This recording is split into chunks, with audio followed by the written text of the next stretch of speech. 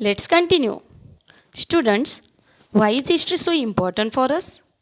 Because history gives us a chronological, scientific, and systematic account of past events. Here it means history gives us sequence wise, reliable, and systematical information from beginning to end of past events. This is the definition of history. Four factors are very important for history. They are individuals, society, place, and time. These four factors help us to understand the people and society of particular time and particular place.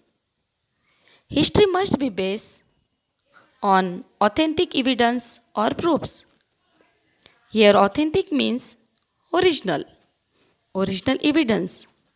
Whatever history we will learn, it has original evidence. We need proofs for history. These proofs are known as the sources of history. So today we are going to learn our new lesson and first lesson, sources of history. There are three sources of history. They are material sources, written sources, and oral sources. These sources must be original. It should not be fake.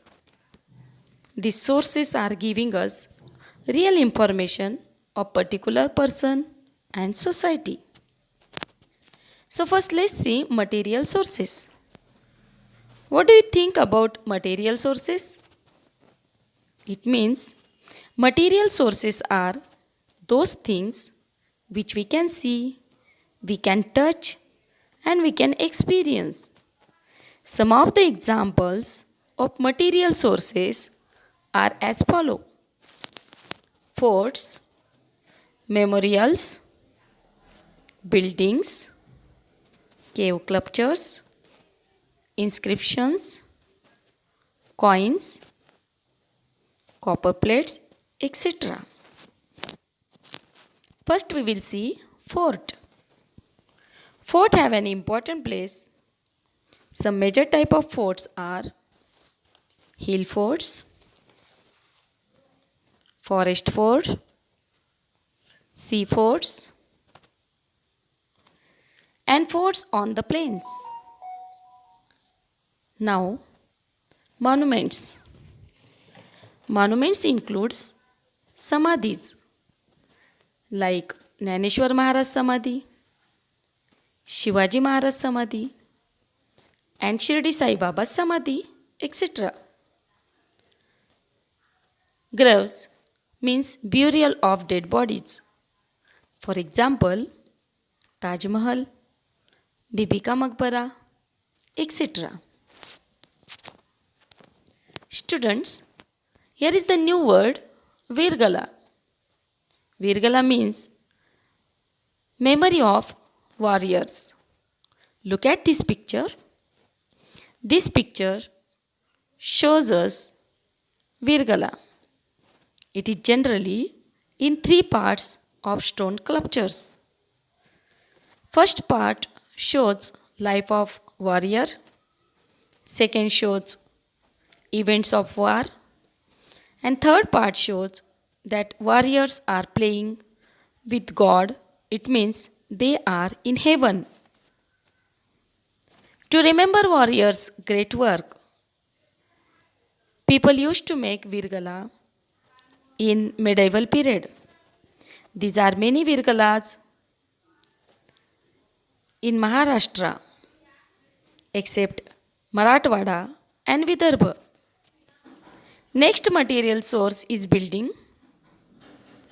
like palaces, ministerial mansions means ministers large impressive house, queen's quarters like Ranivasa, Hawa Mahal, and houses of common people. Through these buildings, we come to know about the development of architecture, economic condition, quality of art, people's standard of living in that particular period. Since ancient times, coins like kaudi, damdi, dhela, pai, paisa, ana, and rupee were used.